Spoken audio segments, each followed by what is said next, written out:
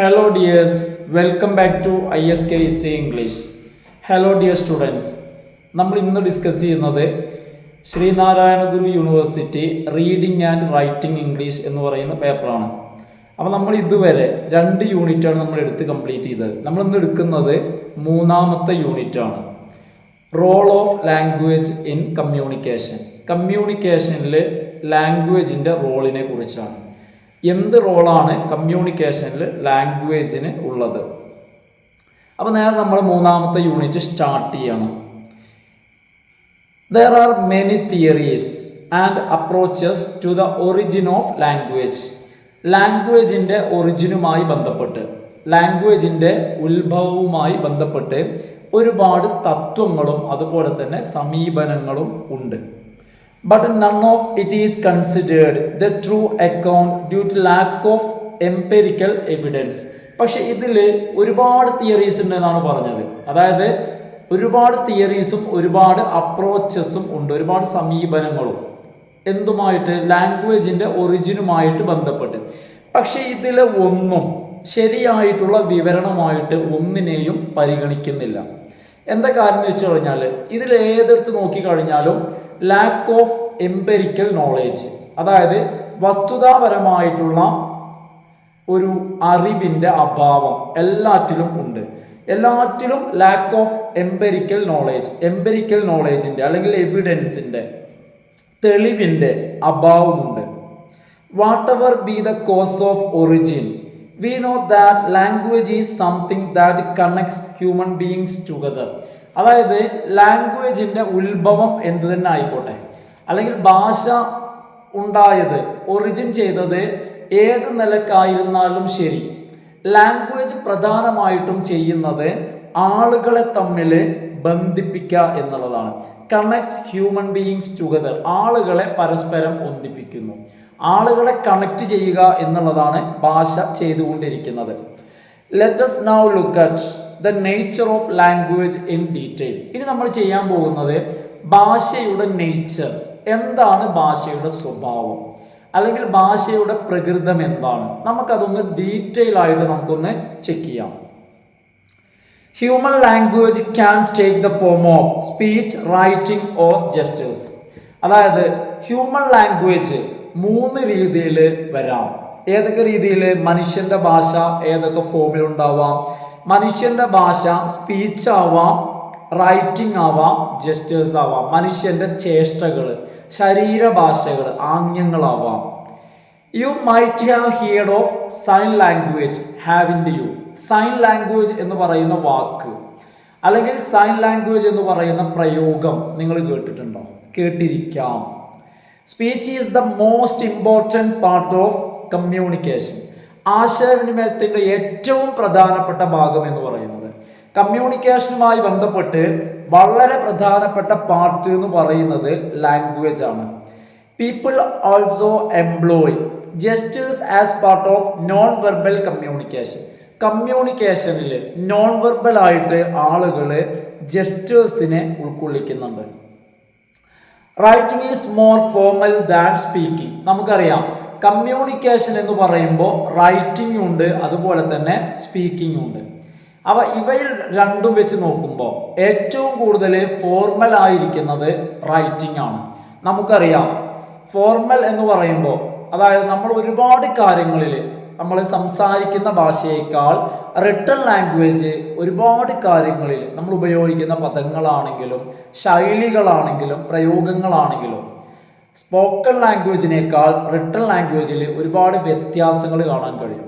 അപ്പോൾ അതിൻ്റെ അടിസ്ഥാനപരമായ കാരണമാണ് ഞാൻ ഈ പറഞ്ഞത്. സ്പോക്കൺ ലാംഗ്വേജിനേക്കാൾ റിട്ടൺ ലാംഗ്വേജ് ഫോർമലാണ്. All the basic skills in communication. കമ്മ്യൂണിക്കേഷനിൽ എന്തെല്ലാം ബേസിക് സ്കിൽസ്, അടിസ്ഥാനപരമായിട്ട് കമ്മ്യൂണിക്കേറ്റ് ചെയ്യാൻ ഒരാൾക്ക് എന്തെല്ലാം സ്കില്ലാണ് വേണ്ടത്? നെയിംലി നമ്മൾ പേരെടുത്ത് പറയുകയാണെങ്കിൽ reading, writing, listening and speaking. ഈ 4 കഴിവുകൾ, ഈ 4 സ്കില്ലുകൾ ഉണ്ടായിരിക്കണം. ഒന്നാമതായിട്ട് പറയുകയാണെങ്കിൽ റീഡിങ്, അടുത്തത് റൈറ്റിംഗ്, ലിസണിങ്, സ്പീക്കിംഗ്. വായിക്കാൻ കഴിയണം, എഴുതാൻ കഴിയണം, ലിസണിങ് മനസ്സിലാക്കാൻ കഴിയണം. അതുപോലെ തന്നെ അടുത്തതായിട്ട് പറയാണ് സ്പീക്കിംഗ്, സംസാരിക്കാനും കഴിയണം. അപ്പൊ എന്തൊക്കെയാ പറഞ്ഞത്? റീഡിങ് വേണം, റൈറ്റിംഗ് വേണം, അതുപോലെ തന്നെ ലിസണിങ് വേണം, എല്ലാം കഴിഞ്ഞിട്ട് സ്പീക്കിംഗ് വേണം. Require language. അപ്പൊ ഇതെല്ലാമാണ് ഒരു ഭാഷയിൽ ഒരാൾക്ക് ഉണ്ടായിരിക്കേണ്ട കഴിവുകൾ. അപ്പൊ ഒരു ഭാഷയിൽ ഈ പറയുന്ന കാര്യങ്ങളൊക്കെ വേണം. അപ്പോൾ അതായത് ഏതൊക്കെയാന്ന് വെച്ച് കഴിഞ്ഞാൽ റീഡിങ് വേണം, അതുപോലെ തന്നെ റൈറ്റിംഗ് വേണം, ലിസണിങ് വേണം, പിന്നെ സ്പീക്കിംഗ് വേണം, അല്ലേ? ഈ കാര്യങ്ങൾ ഒരു ഭാഷയിൽ ഒരു വ്യക്തിക്ക് ഉണ്ടായിരിക്കണം. Language is created and modified by people according to their need. ഭാഷയെ ഉണ്ടാക്കിയത് ആരാണ്? ആളുകളാണ് ഭാഷയെ ഉണ്ടാക്കിയത്. ആ ഭാഷയെ മോഡിഫൈ ചെയ്യുന്നതും അവർ തന്നെയാണ്. ആളുകൾ അവരുടെ ആവശ്യത്തിനു വേണ്ടിയാണ്, ആവശ്യത്തിനു വേണ്ടി ഉണ്ടാക്കിയതാണ് ഭാഷയെ. For example, due to the emergence of social media and networking, അതായത് സോഷ്യൽ മീഡിയയുടെയും നെറ്റ്വർക്കിൻ്റെ എല്ലാം വരവോടുകൂടി, അല്ലെ, സാമൂഹ്യ മാധ്യമങ്ങൾ, മീഡിയ, ഇതിൻ്റെ വരവോടുകൂടി a lot of changes occurred in ലാംഗ്വേജിൽ ഭാഷയിൽ ഒരുപാട് മാറ്റങ്ങൾ വന്നു. Language is a system that always evolves എന്ന് പറഞ്ഞാൽ ചേഞ്ചസ്, മാറിക്കൊണ്ടിരിക്കുന്ന ഒരു സംവിധാനമാണ് ഭാഷ. അതായത് നമ്മൾ ഇന്ന് ഉപയോഗിച്ചു കൊണ്ടിരിക്കുന്ന ഭാഷയും ഒരു 10 കൊല്ലം മുൻപത്തെ ഭാഷയും തമ്മിൽ വ്യത്യാസങ്ങളുണ്ട്. എനി ലാംഗ്വേജ്, ഏതൊരു ഭാഷ എടുത്ത് നോക്കിയാലും, ഇപ്പൊ മലയാളം എന്നല്ല, ഹിന്ദി എന്നല്ല, ഇംഗ്ലീഷ് എന്നല്ല, ഏതൊരു ഭാഷയും. അപ്പൊ എന്താ കാര്യം എന്ന് വെച്ച് കഴിഞ്ഞാൽ ഭാഷ എന്ന് പറയുന്നത് എവോൾവ്സ് ആണ്. എവോൾവ്സ് മീൻസ് ചേഞ്ചസ്, മാറ്റങ്ങൾക്ക് വിധേയമാണ്, മാറിക്കൊണ്ടിരിക്കുന്നതാണ് language. It is open ended. ഭാഷയുടെ ഒരു സവിശേഷത അല്ലെങ്കിൽ ഭാഷയുടെ ഒരു പ്രത്യേകതയാണത്. ഭാഷ എന്നുള്ളത് ഓപ്പൺ എൻഡഡ് ആണ്. അതായത് there is always the possibility of omission. ഭാഷയിൽ ഒമിഷൻ ഉള്ള സാധ്യതയുണ്ട്. അതായത് ഭാഷയിലുള്ള സാധനങ്ങൾ ഉള്ളത് പുറത്തേക്ക് പോവാം, ഭാഷയിൽ ഉള്ളത് ഒമിറ്റ് ചെയ്യാം, കുറയാം, അല്ലെ, പുറത്തേക്ക് പോവാം. ഭാഷയ്ക്ക് അകത്തു നിന്നും പുറത്തേക്ക് പോവാം, ഭാഷയിൽ കുറവ് വരാം, ഉള്ളത് കുറയാം. Modifications and creations. ഭാഷയിൽ മോഡിഫിക്കേഷൻസ് വരാം, ക്രിയേഷൻസ് വരാം, ഭാഷയിൽ ചേഞ്ചസ് വരാം, ഭാഷയിൽ പുതുതായിട്ട് വരാം എന്ന് പറയുമ്പോൾ new words are formed according to our needs.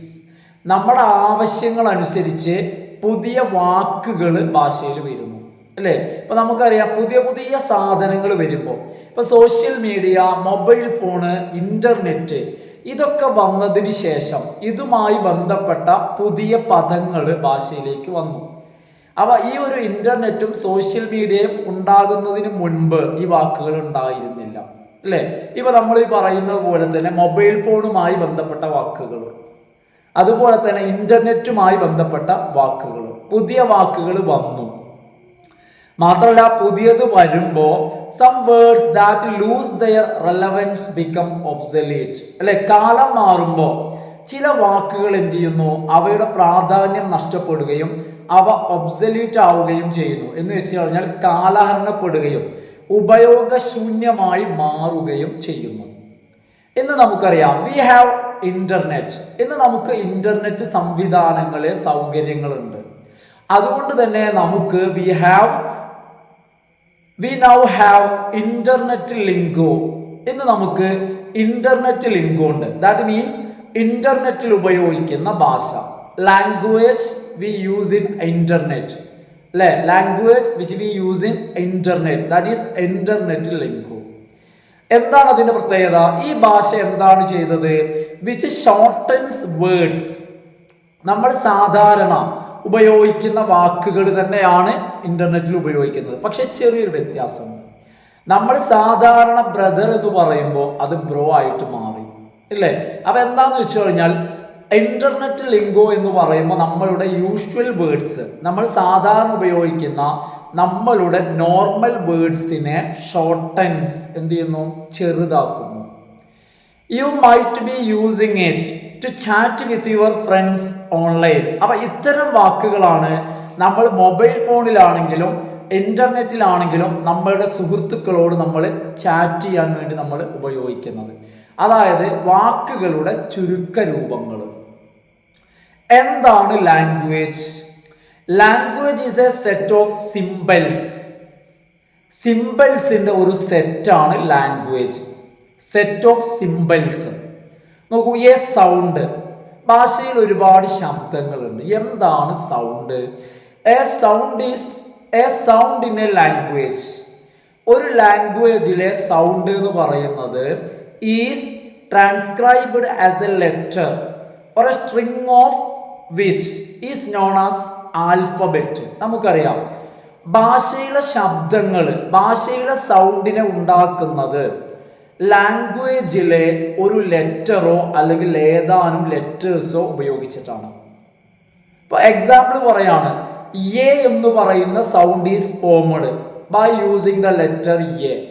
അല്ലെ, എ എന്ന് പറയുന്ന ലെറ്റർ ഉപയോഗിച്ചിട്ട് എ എന്ന് പറയുന്ന സൗണ്ട് ഉണ്ടാക്കാം. പക്ഷെ നമുക്ക് ബി എന്ന് പറയുന്ന സൗണ്ട് ഉണ്ടാക്കാൻ ബ് എന്ന് പറയുന്ന ലെറ്റർ അല്ലെങ്കിൽ ബി എന്ന് നമ്മൾ പറയുന്ന ലെറ്റർ, നമ്മൾ ബി എന്ന് പറയുന്നു ഇംഗ്ലീഷ് അക്ഷരമാലയിലെ അല്ലെങ്കിൽ ആൽഫബറ്റിലെ ബി എന്ന് പറയുന്ന ലെറ്റർ. ആ ലെറ്റർ 26 അക്ഷരങ്ങൾ ചേർന്നതാണല്ലോ ആൽഫബറ്റ്. അതിലെ എ എന്ന് പറയുന്ന ലെറ്റർ എ എന്ന ശബ്ദം. പക്ഷെ നമുക്ക് ബി ഉണ്ടാക്കണമെങ്കിൽ ആ ഒരു ലെറ്റർ പോരാ. എന്ത് ചെയ്യണം? ബി ഇ ഉപയോഗിക്കണം. അപ്പൊ അതുകൊണ്ടാണ് ഇവിടെ പറയുന്നത് ഒരു സൗണ്ട് എന്ന് പറഞ്ഞാൽ ഒരു ലാംഗ്വേജിലെ ഒരു സൗണ്ട് എന്ന് പറയുമ്പോൾ transcribed as a letter or a string of which is known as alphabet. നമ്മൾ ആൽഫബറ്റ് എന്ന് പറയുന്നുണ്ടല്ലോ. ആൽഫബറ്റ് എന്ന് പറഞ്ഞാൽ 26 അക്ഷരങ്ങൾ. ആ 26 അക്ഷരങ്ങളിലെ ഒരക്ഷരമോ അല്ലെങ്കിൽ ഒന്നിൽ കൂടുതലോ ഉപയോഗിച്ചിട്ടാണ് നമ്മൾ ഭാഷയിലെ ശബ്ദം ഉണ്ടാക്കുന്നത്. Which forms basis of written language. ഈ ശബ്ദമാണ് എന്ത്? റിട്ടൺ ലാംഗ്വേജിന്റെ അടിത്തറ എന്ന് പറയുന്നത്. ഇതാണ് റിട്ടൺ ലാംഗ്വേജിന്റെ അടിത്തറ. ഇനി ഞാൻ നിങ്ങൾക്ക് ഇവിടെ ഒരു ശ്രദ്ധിക്കേണ്ട ഒരു കാര്യം പറയാം, ഒരു note. Many students wrongly use the word alphabets to denote letters. അതായത് പലപ്പോഴും പല കുട്ടികളും ആൽഫബറ്റ് എന്നുള്ള വാക്കിനെ ഇംഗ്ലീഷ് അക്ഷരമാലയിലെ 26 അക്ഷരങ്ങളെയാണ് ആൽഫബറ്റ് കൊണ്ട് പലപ്പോഴും കുട്ടികൾ തെറ്റായിട്ട് ഉപയോഗിക്കുന്നത്. പലരും വിചാരിക്കുന്നത് ആൽഫബറ്റ് എന്ന് പറയുമ്പോൾ 26 ഉണ്ട് എന്നാണ്. എന്നാൽ English has only 1 alphabet. English എന്ന് പറയുമ്പോൾ ഇംഗ്ലീഷിൽ 26 ആൽഫബറ്റ് അല്ല, പകരം ഒരു ആൽഫബറ്റ് ആണ്. ഒരു ആൽഫബറ്റ് എന്ന് പറഞ്ഞാൽ സ്ട്രിങ് ഓഫ് ലെറ്റേഴ്സ് ആണ്. അതായത് അക്ഷരങ്ങളുടെ ഒരു സ്ട്രിങ് ആണത്. അക്ഷരങ്ങളുടെ ഒരു ചരട്, ഒരു സ്ട്രിങ് ആണ്. ആ സ്ട്രിങ്ങിനെയാണ് ആൽഫബറ്റ് എന്ന് വിളിക്കുന്നത്. വിച്ച് ആ സ്ട്രിങ്ങിൽ ഹാസ് 26 ലെറ്റേഴ്സ് ഇൻ ഇറ്റ്. 26 അക്ഷരങ്ങളുണ്ട്. അപ്പൊ 26 അക്ഷരങ്ങളുടെ ഒരു സ്ട്രിങ്ങിനെയാണ് നമ്മൾ എന്ത് വിളിക്കുന്നത്? ആൽഫബറ്റ് എന്ന് വിളിക്കുന്നത്. അതല്ലാതെ കുട്ടികൾ ധരിച്ചു വെച്ചിരിക്കുന്ന, എല്ലാവരും അല്ല, ചില കുട്ടികൾ ചിലത് ധരിച്ചു വെച്ചിരിക്കുന്ന പോലെ 26 അക്ഷരങ്ങളെ അല്ല ആൽഫബറ്റ് എന്ന് വിളിക്കുന്നത്. But alphabet is A string. Alphabet എന്ന് പറഞ്ഞാൽ അതൊരു സ്ട്രിങ് ആണ്. ആ സ്ട്രിങ്ങിൽ 26 അക്ഷരങ്ങളുണ്ട്. അപ്പൊ നമുക്ക് തൽക്കാലം നമ്മൾ ഇന്നത്തെ ക്ലാസ് ഒരു ചെറിയ വീഡിയോ ആണ്. ഇന്നത്തെ വീഡിയോ നമ്മൾ വൈൻഡ് അപ്പ് ചെയ്യാണ്. ഇതിന്റെ ബാക്കി നമുക്ക് അടുത്ത ക്ലാസ്സിൽ ഇതിന്റെ ബാക്കി നമുക്ക് ഡിസ്കസ് ചെയ്യാം. അപ്പൊ ഞാൻ സാധാരണ എല്ലാ വീഡിയോയിലും പറയുന്ന പോലെ ഡൗട്ട്സ് എന്തെങ്കിലും ഉണ്ടെങ്കിൽ കമന്റ് ചെയ്യാം. അതുപോലെ തന്നെ ആദ്യമായിട്ട് ഈ വീഡിയോ കാണുന്ന ആളുകൾ സബ്സ്ക്രൈബ് ചെയ്യുക. അതുപോലെ തന്നെ കാണുന്ന എല്ലാ ആളുകളും ഒന്ന് ലൈക്ക് ചെയ്യുക. കാരണം നിങ്ങളുടെ ഒരു ലൈക്ക് കിട്ടിക്കഴിഞ്ഞാൽ അത് കൂടുതൽ ആളുകളിലേക്ക് വീഡിയോ എത്താൻ ഒരു സഹായമാവും, സപ്പോർട്ടാവും. അപ്പൊ അതുപോലെ തന്നെ ആദ്യമായിട്ട് കാണുന്ന ആളുകൾ സബ്സ്ക്രൈബ് ചെയ്യാം. Okay, thanks for watching.